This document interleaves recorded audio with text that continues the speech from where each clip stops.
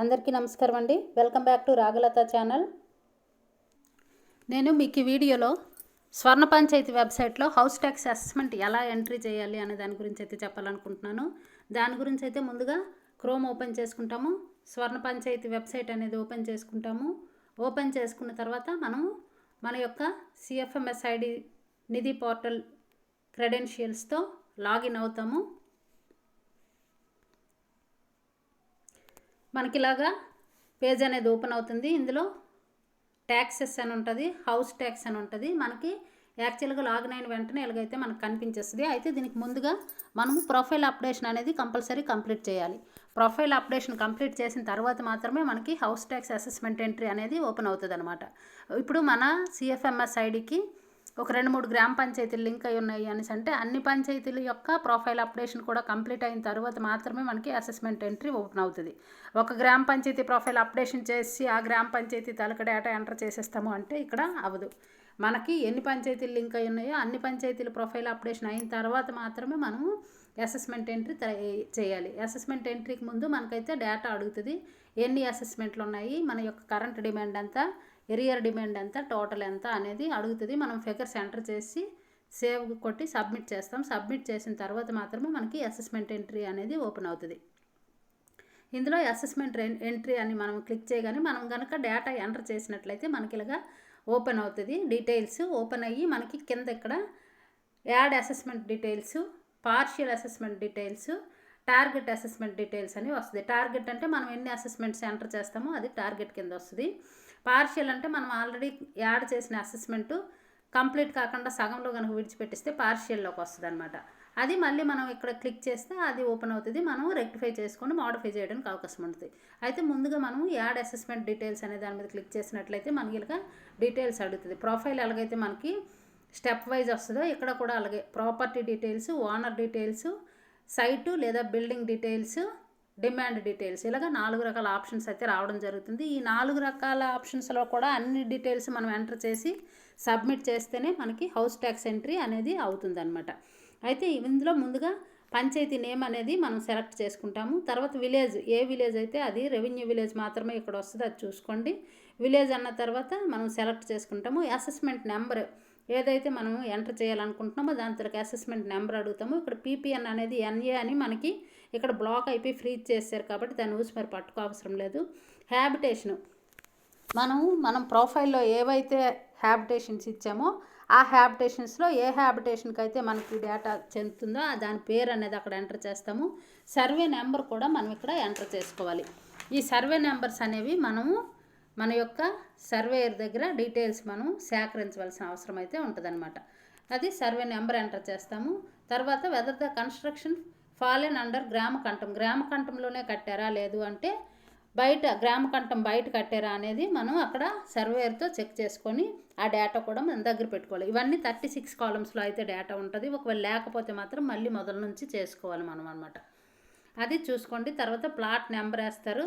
తర్వాత door number ఎంత అయితే అంత డోర్ నెంబర్ ఎంటర్ చేసుకుంటాము. ఆ తర్వాత మనకి whether building approval given by గ్రామ పంచాయతీతో అప్రూవల్ ఇచ్చారా అనేసి అడుగుతుంది. ఎస్ అయితే ఎస్ పెట్టుకుంటాము, నో అయితే నో పెట్టుకుంటాము. గవర్నమెంట్ బిల్డింగ్స్ అయితే ఆల్రెడీ ప్లాన్ ఇచ్చినట్టే కాబట్టి మనము ఇక్కడ ఎస్ అని పెట్టుకుంటాం. గవర్నమెంట్ బిల్డింగ్స్ అన్నీ కూడా JE అప్రూవల్తోనే అవుతాయి, అంటే ఆల్రెడీ అవి అప్రూవ్ అయినట్టే అనమాట. సో అవి అలా రాసుకుంటాం మనం. తర్వాత అది కన్స్ట్రక్టెడ్ ఇయర్ అనేది మనకి అడుగుతుంది. ఈ ఇయర్ ఎప్పుడైతే అది ఇయర్ అనేది మనం ఇక్కడ ఎంటర్ చేసుకుంటాం. అంటే బిల్డింగ్ తాలూకా ఏజ్ అనమాట, అది year of construction.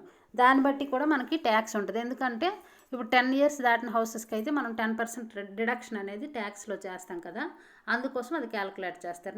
Nature of the property, అది గవర్నమెంట్ అయితే గవర్నమెంట్, ప్రైవేట్ అయితే ప్రైవేటు, అలాగా సెలెక్ట్ చేసుకుంటాం. తర్వాత ల్యాండ్ యూజ్, వేకెంటా, స్టాండ్ అలోన్ స్ట్రక్చరా, మల్టీ స్టోరీడా.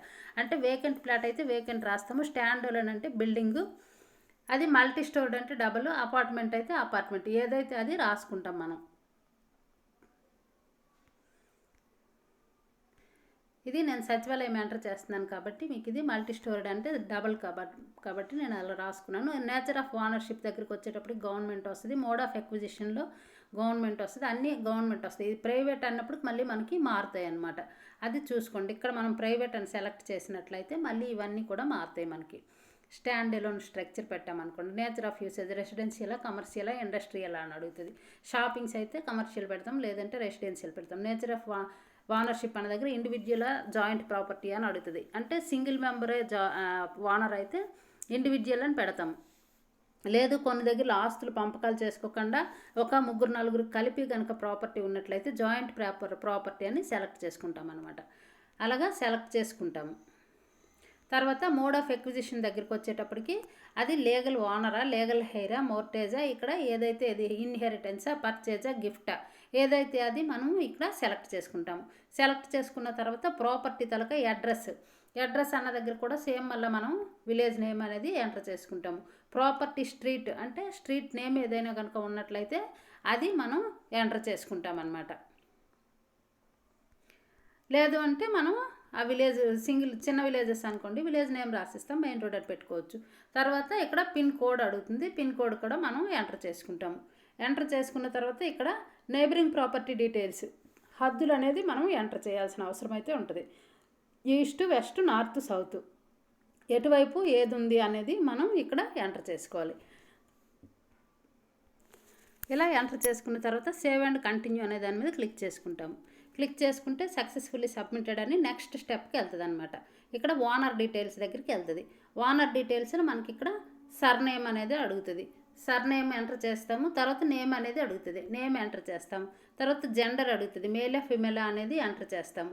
తర్వాత రిలేషన్ టైపు సన్ ఆఫా, మదర్ ఆఫా, హస్బెండ్, ఏదైతే అది రిలేషన్ ఏదైతే ఉంటే అది మనం ఇక్కడ ఎంటర్ చేసుకుంటాము. ఎంటర్ చేసుకుని రిలేషన్ తలక సర్నేమ్ మళ్ళీ ఎంటర్ చేయమంటుంది. సర్నేమ్ ఎంటర్ చేస్తాము, మళ్ళీ రిలేషన్ తలక నేమ్ ఎంటర్ చేస్తాము. ఎంటర్ చేసిన తర్వాత అడ్రస్ అది మళ్ళీ ఏ ఊరు అనేది అడ్రస్ అడుగుతుంది. మళ్ళీ పిన్ కోడ్ అడుగుతుంది. పిన్ కోడ్ అడ్రస్ ఆల్రెడీ ఇందాక ఎంటర్ చేసాము. మళ్ళీ కూడా అంటే అక్కడ మనకి బెనిఫిషరీ తగులక అడ్రస్ అడిగింది. ఇక్కడ మనకి బిల్డింగ్ తలక అడ్రస్ అడిగింది, అది కొంచెం చూసుకోండి. తర్వాత ఆధార్ నెంబరు ఉంటే ఎంటర్ చేయండి, మొబైల్ నెంబరు ఉంటే ఎంటర్ చేయండి, ఈమెయిల్ ఐడి ఉంటే ఎంటర్ చేయండి. ఈ 3 కూడా మనకి ఆప్షనల్ అనమాట. అక్కడ మనకి స్టార్ మార్క్ లేదు. సో డేటా ఉంటే ఎంటర్ చేయండి, లేదు అంటే స్కిప్ చేయడానికి కూడా అవకాశం ఉంటుంది. నెక్స్ట్ టైప్ ఆఫ్ ఆక్యుపైయర్లో మనకి ఓనరా, ఆక్యుపైయరా అని 2 ఆప్షన్స్ వచ్చింది. ఓనర్ అయితే ఓనర్ టిక్ పెట్టుకుంటాము. ఫిల్ చేసిన తర్వాత మళ్ళీ సేవ్ అండ్ కంటిన్యూ అనే దాని మీద క్లిక్ చేస్తాం. క్లిక్ చేస్తే సక్సెస్ఫుల్లీ సబ్మిటెడ్ అని వచ్చి నెక్స్ట్ ఆప్షన్ ఏదైతే ఉందో సైట్ బిల్డింగ్ డీటెయిల్స్ దగ్గరికి మనకి వెళ్ళిపోతుంది అనమాట. చూడండి, ఫస్ట్ ప్రాపర్టీ డీటెయిల్స్ అడిగింది, తర్వాత ఓనర్ డీటెయిల్స్ అడిగింది. ప్రాపర్టీ డీటెయిల్స్లో ప్రాపర్టీ ఏ ఊర్లో ఉందో ఆ అడ్రస్ ఇస్తాము. ఓనర్ డీటెయిల్స్లో ఓనర్ తలక అడ్రస్ అంటే ఇప్పుడు వేరే గ్రామం తలకి చెందిన వ్యక్తికి కూడా ఈ ఊర్లో మనకి ఇల్లు ఉండొచ్చు అనమాట. వేరే పంచాయతీకి చెందిన వ్యక్తి అయి ఉండొచ్చు. అప్పుడు మనకి అడ్రస్ అనేది మారుతుంది. సేమ్ విలేజ్ సేమ్ మనుషులు అక్కడ ఉన్న వాళ్ళే అక్కడ ఇల్లు కట్టుకుంటే అడ్రస్ మారదు. అది కొంచెం ఐడెంటిఫై చేసుకొని రాసుకోండి. తర్వాత మనకి సైట్ డీటెయిల్స్ అడిగింది. సైట్ డీటెయిల్స్లో లెంగ్త్ ఎంత అది స్క్వేర్ ఫీట్లో మనకి అడుగుతుంది. చూడండి, లెంత్ ఎంత, బ్రెడ్త్, పొడవు ఎంత, వెడల్పు ఎంత ఎంటర్ చేస్తాం. ఎంటర్ చేసిన తర్వాత ఇక్కడ సైట్ రేటు స్క్వేర్ యార్డ్స్కి ఎంత అనేది అడగడం జరుగుతుంది. మనకైతే మొన్న కమిషనర్ గారు వీసీ పెట్టారు కదా, ఆ రోజు పెట్టేటప్పుడు ఏం చెప్పారంటే ఐజీఆర్ఎస్ రేట్లు వేయొద్దు, మీకు గ్రామ పంచాయతీలో రివిజన్ రిజిస్టర్లో ఏ రేట్లు ఉన్నాయో ఆ రేట్లు ఇక్కడ ఎంటర్ చేయమని అయితే చెప్పారు. దీని గురించి మీరు మండలంలో ఒకసారి ఈఓపీఆర్డీ గారిని సంప్రదించి రేట్లు అనేవి వేసుకోవడం మంచిది. ఇప్పుడు మనము స్క్వేర్ ఫీట్స్ ఎంటర్ చేయగానే ఇక్కడ టోటల్ ఏరియా చూడండి, స్క్వేర్ ఫీట్లోనా, స్క్వేర్ మీటర్స్లోనా, స్క్వేర్ యార్డుల్లో కూడా మనకి ఇక్కడైతే డేటా ఆటోమేటిక్గా వచ్చేస్తుంది. మళ్ళీ మనం ఎంటర్ చేయాల్సిన అవసరం అయితే ఉండదు. అలాగే ఇక్కడ capital value of the site, ఇక్కడ మనం ఎంత అయితే ఎంటర్ చేస్తామో ఆ ఎంటర్ చేసిన ఫిగర్కి ఇక్కడ క్యాలిక్యులేట్ అయిపోయి క్యాపిటల్ వాల్యూ అనేది వస్తుంటుంది ఒక్కోసారి. తర్వాత రేట్ అడాప్టెడ్ ఫర్ ట్యాక్స్ కోసం ఎంత రేటు మనము అది ఎంటర్ చేయాల్సిన అవసరం అయితే ఉంటుంది. ఇక్కడ 12.5 నుంచి 100 లోపు ఎంతైనా మనకి సెలెక్ట్ చేయమని ఉంటుంది. గ్రామ పంచాయతీ బట్టి మీరు అక్కడ ఉన్న రేటు బట్టి మీరు అక్కడైతే ఎంటర్ చేసుకోవాల్సిన అవసరం ఉంటుంది. అది మీరు మండలంలో ఒకసారి సంప్రదించండి. తర్వాత టైప్ ఆఫ్ బిల్డింగ్ దగ్గరికి వచ్చేటప్పటికి ఇండివిజువలా, అపార్ట్మెంటా, గ్రూప్ హౌసింగా, రా హౌసింగా, గేటెడ్ కమ్యూనిటీ అని అడుగుతుంది. ఇండివిజువల్ అయితే ఇండివిజువల్ పెడతారు. ఇవన్నీ మీకు తెలిసినవి ఆల్రెడీ 36 కాలమ్స్లో మనం అయితే చేయడం జరిగింది. తర్వాత capital value of the building, ఇది కూడా ఒకసారి ఈఓఆర్డి గారికి సంప్రదించి మీ యొక్క రివిజన్ రిజిస్టర్లు చూసుకొని డేటా అనేది ఎంటర్ చేసుకోండి. తర్వాత ఫ్లోర్ వైజ్ డీటెయిల్స్ అడుగుతుంది. అంటే ఇప్పుడు సింగిల్ ఫ్లోర్ అనుకోండి, మనం ఇక్కడ క్లిక్ చేస్తాము, గ్రౌండ్ ఫ్లోర్ అని పెట్టేస్తాము. కేటగిరీ అనే దగ్గర అది దేనికి రెసిడెన్షియలా లేకపోతే ఇంకా వేరేది ఏదైనా అనేది ఇక్కడ మనం చూసుకొని ఎంటర్ చేసుకోవాలి. రెసిడెన్షియల్ అయితే రెసిడెన్షియల్, సినిమా హాల్లా, కమర్షియల్లా, కళ్యాణ మండపంలా, బిజినెస్లో ఇక్కడ ఏదైతే అడుగుతుంది దాన్ని మనం సెలెక్ట్ చేసుకుంటాము. సెలెక్ట్ చేసుకుని టైప్ ఆఫ్ కన్స్ట్రక్షన్ దగ్గర ఆర్సీసీ బిల్డింగ్ రెసిడెన్షియలా కమర్షియలా మళ్ళీ అడుగుతుంది. చూడండి, నాన్ ఆర్సీసీ రూఫ్సా, మడ్ రూఫ్సా, ట్యాచ్డ్ హౌసెసా ఇక్కడ క్లియర్గా మనకైతే ఇవ్వటం జరిగింది. అది డాబా ఇల్లా, రేకిల్లా, కమ్మిల్లా అనేది మనం క్లియర్గా మనం ఇక్కడ ఎంటర్ చేయాల్సిన అవసరం అయితే ఉంటుందన్నమాట. ఎంటర్ చేసిన తర్వాత సబ్ టైప్ ఆఫ్ కన్స్ట్రక్షన్ అని అడిగింది. అందులో చూడండి, నేను ఆర్సీసీ పెట్టాను కాబట్టి గ్రౌండ్ ఫస్ట్ సెకండ్ అని అడిగింది. అదే ట్యాచ్డ్ అని పెట్టామనుకోండి ఏమడుగుతుందో చూద్దాం. విత్ వాల్సా, వితౌట్ వాల్సా, అంటే మనం అక్కడ సెలెక్ట్ చేసిన దాన్ని బట్టి మనకి ఇక్కడ అనేది డేటా అడగటం జరుగుతుంది అనమాట. తర్వాత ఆక్యుపేషన్లో ఓనరా, ఆక్యుపైరా, ముందు పేజ్లో మనం ఏదైతే పెట్టామో అది పెట్టుకుంటాము. తర్వాత ఫ్లోర్ లెంత్ ఇక్కడ అనమాట బిల్డింగ్ కన్స్ట్రక్టెడ్ ఏరియా తలక డీటెయిల్స్ అనేవి మనం వేయడం జరుగుతుంది. అక్కడ ఓపెన్ ప్లేస్ తలక డేటా ఇచ్చాము, ఇక్కడ కన్స్ట్రక్షన్ డీటెయిల్స్ ఇస్తామన్నమాట. ఇచ్చిన తర్వాత ఆటోమేటిక్గా ఇక్కడ చూసారా టోటల్ ఫ్లోర్ ఏరియా అనేది 1200 ఇక్కడ మల్టిప్లికేషన్ అయిపోయి మనకి స్క్వేర్ ఫీటు, మీటర్స్, యార్డ్స్లో కూడా వచ్చేస్తుంది. అలాగా సింగిల్ ఫ్లోర్. అదే ఇప్పుడు 2-3 ఫ్లోర్స్ ఉన్నాయనుకోండి, ఇక్కడ యాడ్ చేసుకుంటాము. యాడ్ చేసుకుని మళ్ళీ సేమ్ డీటెయిల్స్ అనేవి ఇక్కడ మనం ఎంటర్ చేసుకోవాలి. ఇందాక గ్రౌండ్ ఫ్లోర్ ఎంటర్ చేసాము, ఇప్పుడు ఫస్ట్ ఫ్లోర్ ఎంటర్ చేస్తాము. ఇలా రెసిడెన్షియలా లేకపోతే కింద రెసిడెన్షియల్ పెట్టి పైన షాపింగ్లు పెట్టుకునేవి కూడా ఉంటాయి కదా, అలాగా మనం ఫ్లోర్ వైజ్ ఎంటర్ చేసుకుంటాము. లేదు అంటే ఇంకొక రకంగా కూడా చేయొచ్చు. కొన్ని మనం పల్లెటూరులో జనరల్గా ఏటవుద్ది అంటే కొంత మేర డాబా వేసుకొని కొంత మేర రేకు వేసుకుంటారు. అంటే ఒకే ఇల్లు కానీ ఒక 10 అడుగులు ముందు స్లాబ్ వేసుకుంటారు, మిగతా వెనక ఇల్లు అంతా కూడా రేకు ఉంటుంది లేదంటే పెంకు ఉంటుంది. అలాంటి దగ్గర కూడా మనం ఇలాగా 2 విభజించుకొని రేక్కి ఎంత వేసారు, డాబాకి ఎంత వేసారు అనేది డేటా అనేది ఎంటర్ చేసుకోవాల్సిన అవసరం అయితే ఉంటుంది. తర్వాత బిల్డింగ్ రేటు స్క్వేర్ ఫీట్కి ఎంత, ఇక్కడ మనకి ఎంత రేటు వేస్తున్నారు అనేది మనం చూసుకుంటాము. అది కూడా ఒకసారి మీరు సంప్రదించి రేట్లు వేయండి. ఎందుకంటే అన్ని గ్రామ పంచాయతీల్లో కూడా రేటు ఒకేలాగా ఉండదు, ఏరియా బట్టి రేట్లు మారుతూ ఉంటాయి. కాబట్టి మీ రేట్ ఏదైతే అది మీరు అక్కడ ఎంటర్ చేసుకుంటారనమాట. ఈ ప్రస్తుతానికైతే మనం ట్యాక్స్ ఈ సంవత్సరంకి ఎంటర్ చేస్తున్నాం, కానీ ఇన్ ఫ్యూచర్ ట్యాక్స్ మనకి రేట్లు బట్టి కనుక వచ్చినట్లయితే మళ్ళీ ఇబ్బంది పడతాం. కాబట్టి ఇప్పుడే జాగ్రత్తగా వేసుకోండి. తర్వాత ఈ బిల్డింగ్కి మనం ఏదైతే ఎంటర్ చేసామో ఆ బిల్డింగ్కి IHHL ఉందా, లెట్రిన్ ఉందా, LPG కనెక్షన్ ఉందా, పవర్ కనెక్షన్ ఉందా, పక్క రోడ్డు ఉందా, డ్రైనేజ్ ఉందా, ఇవన్నీ కూడా సెలెక్ట్ చేసుకుంటాము. సెలెక్ట్ చేసుకున్న తర్వాత నెక్స్ట్ ప్రాసెస్కి వెళ్తాం అన్నమాట. నెక్స్ట్ సేవ్ అండ్ కంటిన్యూ అని క్లిక్ చేస్తాము. క్లిక్ చేస్తే సక్సెస్ఫుల్లీ సబ్మిటెడ్ అని మనకి నెక్స్ట్ స్టెప్ ఏదైతే లాస్ట్ స్టెప్ ఉందో డిమాండ్ డీటెయిల్స్కి మనకి వెళ్తుంది అనమాట. డిమాండ్ డీటెయిల్స్లో కూడా మనకి ఇక్కడ కరెంట్ అనేది ఆల్రెడీ ఫ్రీజ్ అయింది. 24-25కి కరెంట్ అమౌంట్ ఎంత అనేది ఫ్రీజ్ అవ్వడం జరిగింది. అది మనం చేంజ్ చేయడానికి అవ్వదు. ఇక్కడ అమౌంట్ ఎంత ఉంటే అంత కూడా మనం ఇక్కడ వేసుకుంటాము. అది కూడా డేటా వైజ్ వేసుకోవాలి. హౌస్ ట్యాక్స్ ఎంత, వాటర్ ట్యాక్స్ ఎంత, అలాగా మనం ప్రతిదీ కూడా ఎంటర్ చేసుకోవాల్సిన అవసరం అయితే ఉంటుందన్నమాట. ఇలా ప్రతిదీ ఎంటర్ చేసుకుంటాము. నేనైతే ఇది మోడల్కి చెప్తున్నాను, ఈ ఫిగర్స్ నేను కరెక్ట్గా కాదు. మీకు ఏవైతే ఉన్నాయో అవి మీరు వేసుకోండి, అది మీరు గుర్తుపెట్టుకోండి అనమాట. ఇది నేను యావరేజ్ చెప్తున్నాను, మీకు చెప్పడానికి కోసం నేను ఇక్కడ ఎంట్రీ చేస్తున్నాను, అది మీరు చూసుకోండి. కానీ ఇది యాక్చువల్గా నేనైతే సచివాలయం బిల్డింగ్ కడుతున్నాను, మీకు చూపించడం కోసమే నేను ఇవి వేస్తున్నాను అనమాట. సో టోటల్ ఇలాగా ప్రతిదీ ట్యాక్స్ వైజ్ మనం వేసినట్లయితే టోటల్ అమౌంట్ ఎంత అనేది మనకి ఇక్కడ వస్తుంది. వచ్చిన తర్వాత ఇక్కడ ఆథరైజ్డ్ ప్రైవేట్ ట్యాప్ కనెక్షన్ ఉంటే ఎస్ పెడతాము, లేదంటే నో పెడతాము. పెట్టి మనము సేవ్ అండ్ కంటిన్యూ అనే దాని మీద క్లిక్ చేయాల్సిన అవసరం అయితే ఉంటుంది అనమాట. ఇలా కరెంట్ డీటెయిల్స్ ఎంటర్ చేసాము. ఎరియర్ ఒకవేళ మనకు ఉన్నట్లయితే ఇక్కడ యాడ్ అనే దాని మీద క్లిక్ చేసుకుంటాము. క్లిక్ చేసుకుంటే చూడండి ఇక్కడ ఎరియర్ 2023-24 వచ్చింది. ఇంకా మనకి ఎరియర్ పాతది కనుక ఉంటే మళ్ళీ యాడ్ చేస్తాము, అప్పుడు 22-23 వస్తుంది. ఇలాగ ఎరియర్స్ కనుక ఉన్నట్లయితే రోస్ మనం యాడ్ చేసుకున్నట్లయితే మనకి ఇక్కడ డేటా వస్తుంది. అవసరం లేదనుకుంటే డిలీట్ చేసేసుకుంటాం. ఇప్పుడు నేను గవర్నమెంట్ బిల్డింగ్ కాబట్టి 0 వేసాను, మనకు ట్యాక్స్ అనేది ఉండదు కాబట్టి. ఇప్పుడు నెక్స్ట్ అన్ని స్టెప్స్ అయిపోయాయి కాబట్టి సేవ్ అండ్ కంటిన్యూ అని క్లిక్ చేశాను. క్లిక్ చేస్తే ఇక్కడ చూడండి రెడ్లో వచ్చింది, సేవ్ అవ్వలేదు. ఎందుకంటే అక్కడ house tax amount cannot be 0 అని మనకి వచ్చింది అనమాట.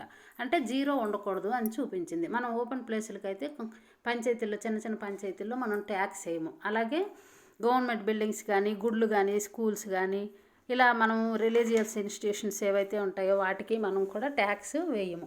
వేయకపోయేటప్పుడు మనకి ఇదివరకు డిజిటల్ పంచాయతీలో అయితే ఆప్షన్ అడిగేదనమాట. ఏదైతే ఎగ్జెంప్టెడ్ హౌసెస్ ఉండేవి అనేది మనకి ఆప్షన్ ముందే అడిగేది. అప్పుడు 0 అనేది వచ్చేది. కానీ ఇక్కడ అలా కాదు, ఇక్కడ అక్కడ ఆప్షన్ అడగట్లేదు. 0 అని నేను వేస్తే ఎంటర్ అవ్వలేదు, సక్సెస్ అవ్వట్లేదు. సో నేను ఏంటి చేశానంటే ఇంకో 0 వేసాను. ఇంకో 0 వేసి అప్డేట్ అండ్ నెక్స్ట్ అని కొట్టాను. చూసారా వచ్చింది. చిన్న టెక్నిక్కే, అది తెలియదు మనకి. తెలియకపోయినప్పుడు ఏం చేస్తాము, 10 సార్లు చేస్తాము, 10 మందికి అడుగుతాము. అలా కాకుండా కొంచెం ట్రయల్ చేయడమే, మరేం చేస్తాం. మనకున్న ప్రాసెస్సే అది. ప్రతి సంవత్సరంకి మారుస్తున్నారు, కొడుతున్నాము, మరేం చేస్తాం. ఎన్ని ఇచ్చినా చెయ్యాలి. సో సబ్మిట్ అని వస్తుంది. సబ్మిట్ అనే దాని మీద క్లిక్ చేస్తాం. Are you sure you want to submit అంటే ఎస్ అని క్లిక్ చేస్తాం. సక్సెస్ఫుల్లీ సబ్మిటెడ్ అంటది. ఓకే, ఇప్పుడు మనం చేసిన అసెస్మెంట్స్ మనకి పెరిగాయా లేదా అనేది చూసుకోవడమే. ఈ కింద కనిపిస్తాయి మనకి. ఇది వరకు నేను ముందు ఒకటి కొట్టాను, ఇప్పుడు ఒకటి ఎంటర్ చేశాను. సో టోటల్ 2 వచ్చాయి అంటే రిపోర్టు పెరిగిందనమాట. అదే మనం సగం చేసి విడిచిపెట్టినట్లయితే పార్షియల్ అసెస్మెంట్ డీటెయిల్స్కి వస్తుంది. ఇదండి హౌస్ ట్యాక్స్ అసెస్మెంట్ ఎంట్రీ చేసే విధానము.